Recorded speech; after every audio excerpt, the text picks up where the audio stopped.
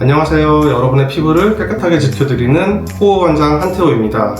오늘은 이중턱에 대해서 말씀을 드릴 건데요. 거울을 보실 때 나는 이렇게 살이 찐 것도 아닌데 턱 밑에 살이 많이 있으신 분들 고민이 많이 되실 것 같아요. 그래서 오늘 제가 왜 이렇게 이중턱이 생기는지, 나는 뚱뚱하지도 않은데 왜 이 이중턱이 잡혀 보이는지, 운동을 하면 해결될 수 있는 건지, 피부과에서는 어떤 식으로 이중턱을 개선시킬 수 있는지, 이런 부분들에 대해서 하나하나 자세하게 설명드리도록 하겠습니다.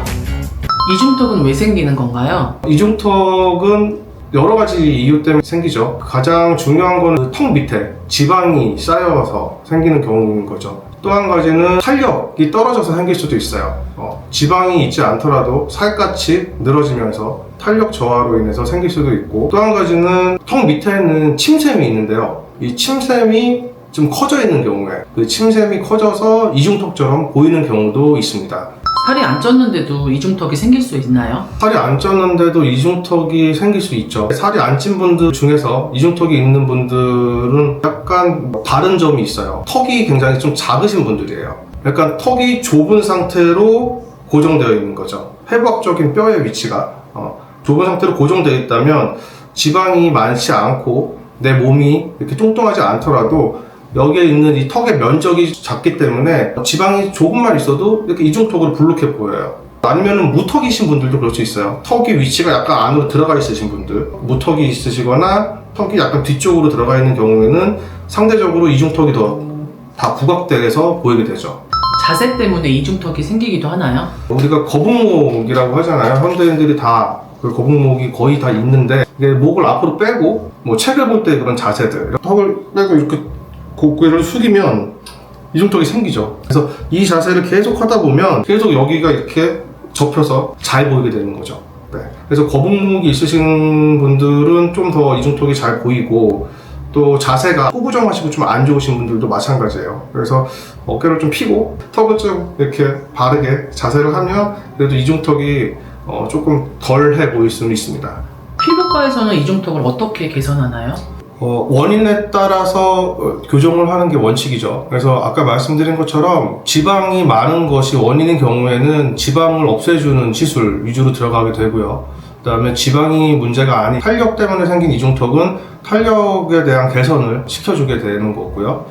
보통 이제 두 가지가 같이 대부분은 다 섞여 있어요. 지방도 있고 탄력도 떨어져 있고, 이런 경우가 있을 때 이때는 보통 이제 두 가지 개념의 시술이 다 들어가게 되죠. 먼저 그 지방을 없애줄 수 있는 시술을 말씀드리자면은 가장 효과 좋고 대표적인 게 인모드 시술이에요. 근데 이건 고주파 시술인데, 고주파로 지방을 그냥 녹이는 거다라고 생각하시면 쉽게 이해하실 수가 있습니다. 그래서 원래 지방은 열에 약하기 때문에 그 열로 녹여주는 건데, 그 열의 소스가 이제 고주파인 거고, 그래서 인모드를 시술하게 되면은 여기에 있는 지방을 없애주는 데는 굉장히 탁월한 효과가 있어요. 반면에 지방이 문제가 아닌 탄력이 문제인 상황에서 그런 인모드 시술을 하게 되면 오히려 더 이중턱이 안 좋아지고 더 이렇게 쭈글쭈글해지고 이런 결과를 초래할 수도 있습니다. 또 지방이 있는 경우에는 온다 리프팅이 굉장히 좀 좋은 효과를 낼 수 있는데요. 온다가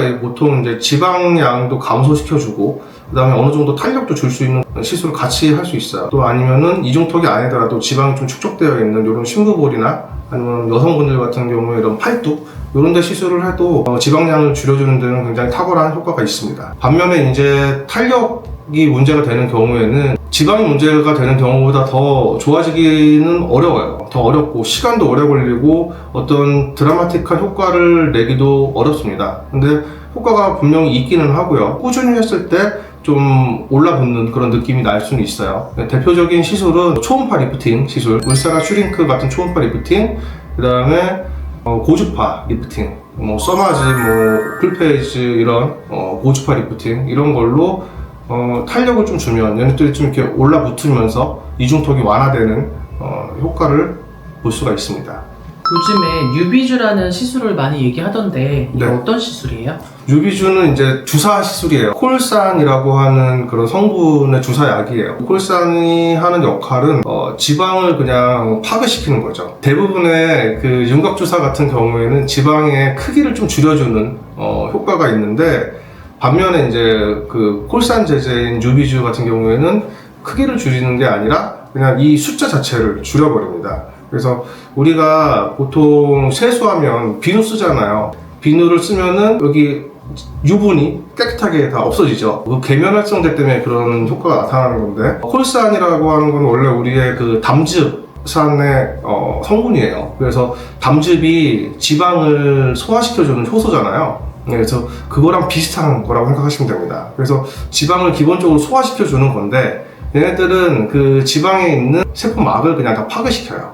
세포막을 파괴시켜서 그 안에 내용물이 다 이렇게 터져 나오게 만들어 버리는 거죠.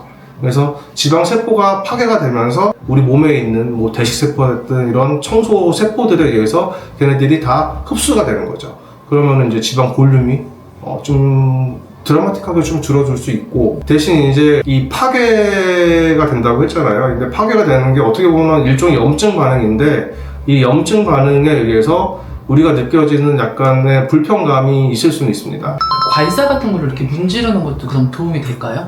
괄사는 이제 부속 빼주는 데 도움이 되니까요. 예. 그냥 일시적으로 자세를 교정하는 것처럼 부종을 빼주고 이런 것에는 도움이 될 수는 있는데, 어떻게 보면 그 이중턱을 개선시키기 위한 근본적인 치료는 될 수가 없는 거죠.